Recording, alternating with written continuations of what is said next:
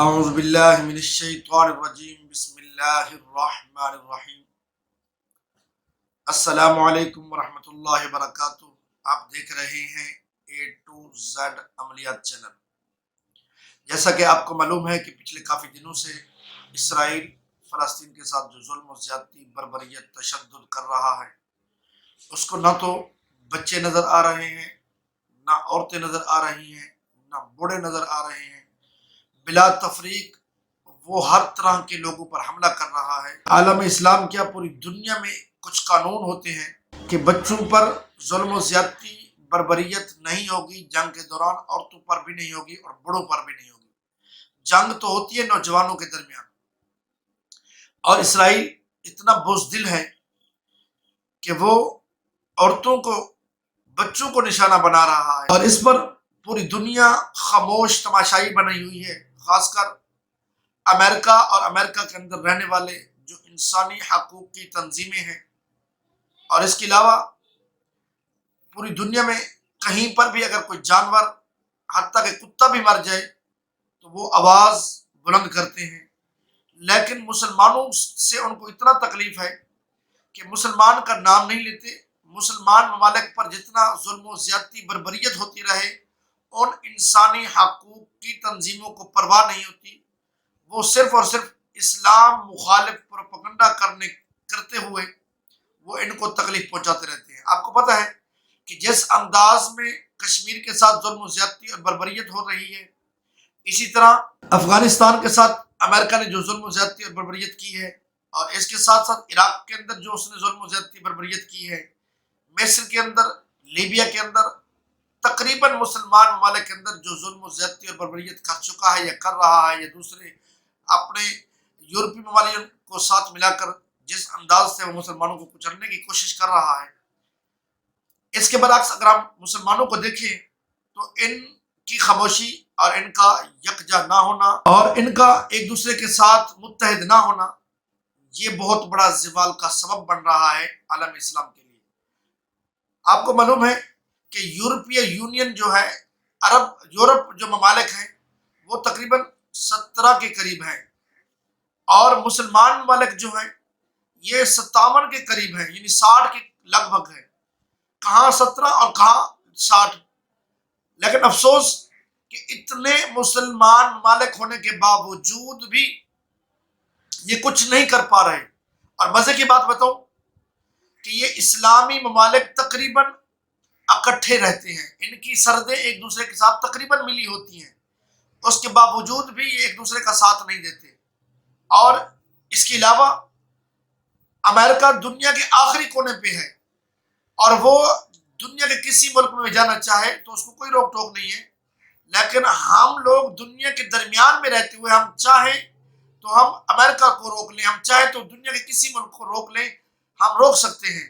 لیکن اس کے باوجود ہم خاموشی تماشائی اور اتحاد نہ ہونا، اور ہمارے لیے ظلم و زیادتی اور زوال کا وقت شروع ہو چکا ہے، بلکہ ہو گیا تھا کافی دنوں پہلے، کافی عرصہ پہلے۔ اب جس انداز میں اسرائیل فلسطین پر ظلم و زیادتی کر رہا ہے، اس ظلم و زیادتی اور بربریت کے متعلق چند باتیں کرنے سے پہلے میں تھوڑا سا اس کے پس منظر میں جاؤں گا ضرور، تاکہ آپ کو یہ بتا سکوں کہ فلسطین اور اسرائیل کا محل وقوع بتاؤں، ان کی آبادی بتاؤں، اور ان کی سرحدیں بتاؤں، اور ساتھ ساتھ یہ بھی بتاؤں کہ فلسطین کب سے آباد ہے اور کب سے یہاں پہ مسلمان رہ رہے ہیں۔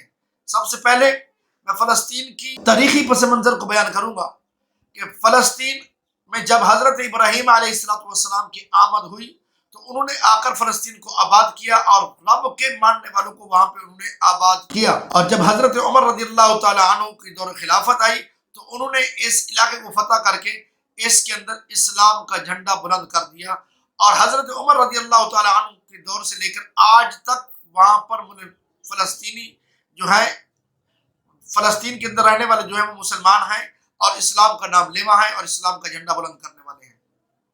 آج سے کچھ عرصہ پہلے، تقریباً 100 سال یا 103 سال پہلے، فلسطین پر سب سے پہلے برطانیہ نے قبضہ کیا 1917 میں، اور انہوں نے قبضہ کرنے کے بعد اس علاقے کو، اس کا قبضہ اسرائیل کو تھما دیا۔ یعنی یہ جو تھے برطانوی جو تھے، ان کا مقصد تھا کہ ہم یہ قبضہ کر کے اس ملک پر ہم اسرائیل کو دے دیں گے۔ ہوا بھی اسی طرح، انہوں نے اسرائیل کو دے دیا، اور اسرائیل کا آج تک یعنی 1917 سے 1948 تک قبضہ رہا برطانیہ کا۔ 1948 کے بعد یہ قبضہ اسرائیل کو تھما دیا گیا۔ اب تک وہ فلسطینیوں پر ظلم و زیادتی اور بربریت کر رہا ہے۔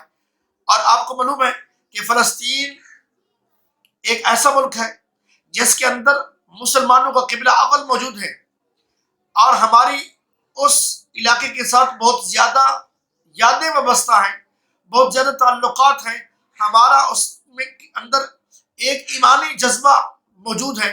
انبیاء علیہ السلام کی وہاں پہ مزارات موجود ہیں، صحابہ کرام علیہ رضوان کی وہاں پہ مزارات موجود ہیں، اور ان کی یادیں موجود ہیں، جن کے متعلق اللہ نے خود فرمایا ہے سبحان الذی اسری بعبدہ لیلا من المسجد الحرام الی المسجد الاقصی الذی بارکنا حولہ۔ اللہ نے فرمایا مسجد حرام اور مسجد اقصی کے ارد گرد میں نے رحمتیں اور برکتیں رکھی ہیں، اور یہ مسلمانوں کی رحمتیں اور برکتیں ہیں، مسلمانوں کو یہ میسر ہیں کیونکہ اس کے ارد گرد اکثر انبیاء اور صحابہ کی مزارات ہیں جن کا تعلق مسلمانوں کے ساتھ ہے، یہود و نصارہ کے ساتھ تو ہے ہی نہیں۔ ہمارا تمام مسلمانوں کا جو تعلق ہے فلسطین کے ساتھ جڑا ہوا ہے، اس کے باوجود بھی ہم لوگ خاموش ہیں۔ ہم لوگ صرف آواز اٹھا سکتے ہیں، بلکہ کچھ دن پہلے ہمارے عرب ممالک نے اسرائیل کو تسلیم کر لیا۔ انہوں نے یہ ظلم و زیادتی کی ابتدا کی، اور انتہا وہ کر رہا ہے فلسطینیوں کے ساتھ۔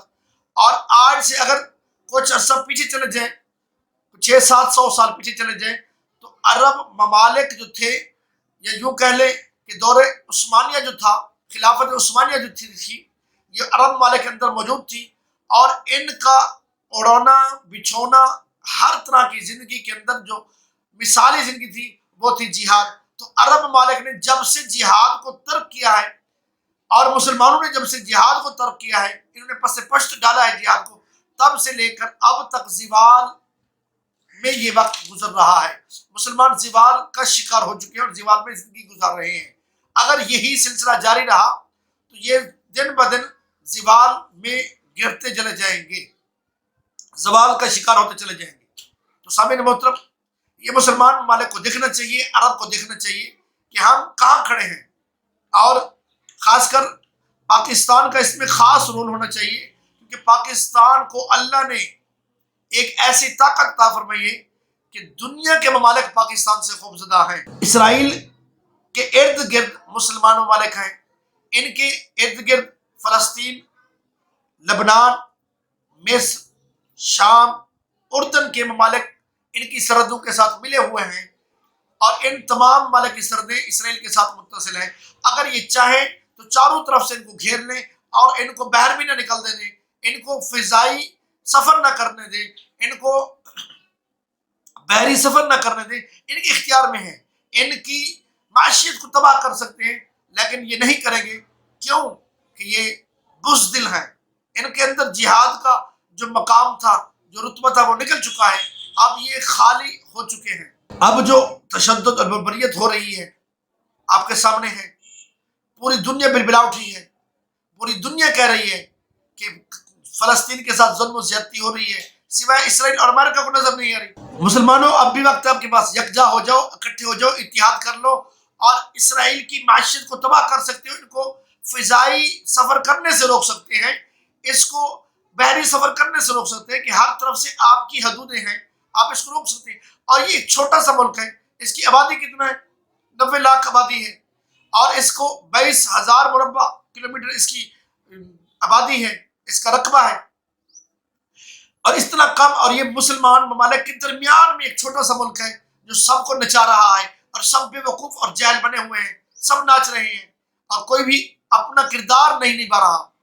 کیوں؟ کیا وجہ ہے؟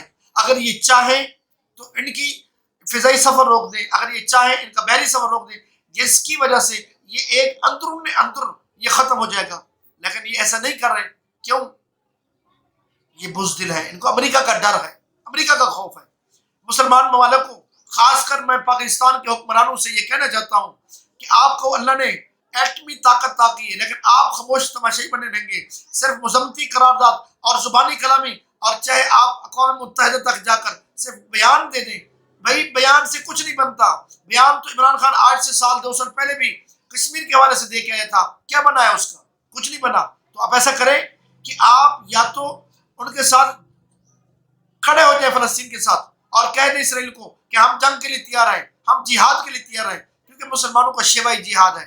اگر ایسا نہیں کر سکتے تو پاکستان کے حکمران بلکہ پوری دنیا کے مسلمان جو حکمران ہیں وہ چوڑیاں لیں اور چوڑیاں پہن لیں. یہ بزدلی ہے, یہ مردانگی نہیں ہے, یہ کمزوری ہے. اگر آپ مرد کے بچے ہیں تو آئیے فلسطین کے ساتھ کھڑے ہو جائیں. اگر آپ مرد نہیں ہیں پھر چوڑیاں پہنے اور ڈانس شروع کر دیں, آپ خسرو کے ساتھ کھڑے ہو جائیں. اور آخر میں یہ بھی بتا دوں کہ مسلمان ممالک اگر خود وہ حکمران جو ہیں جہاد کرنا نہیں چاہتے تو دفع ہو جائیں. کم سے کم اپنی رعایا کو, اپنے عوام کو اجازت دے دیں, جو چاہے فلسطین جائے اور ہمیں کوئی روک ٹوک نہیں ہے, جا کے جہاد کریں اسرائیل کے ساتھ. اگر یہ اجازت دے دیں تو میں یہ دعوے سے کہہ سکتا ہوں کہ اسرائیل کی اینٹ سے اینٹ بجا دی جائے گی, اسرائیل کا کچھ بھی نہیں بچے گا. امید کرتا ہوں کہ آج کی میری یہ ویڈیو آپ کو پسند آئی ہوگی. اگر پسند آئی ہے پلیز اس کو آگے شیئر کریں, زیادہ سے زیادہ شیئر کریں تاکہ ہماری آواز حکمرانوں تک پہنچے. اگر آپ آواز اپنی حکمرانوں تک پہنچانا چاہتے ہیں تو یہ لازمی شیئر کریں. اللہ تعالیٰ ہم سب کا ناصر ہو, اور خاص کر اللہ تعالیٰ فلسطین, کشمیر, جتنے بھی اسلامی ممالک پریشان ہیں ان کی غیبی مدد کرے. ہمارے حکمرانوں کو, مسلمان حکمرانوں کو کبھی بھی حیا نہیں آئے گی, اور سعودی عرب کا جو نیگیٹو رول ہے اللہ تعالیٰ اس کو حیا عطا فرمائے. السلام علیکم ورحمۃ اللہ وبرکاتہ.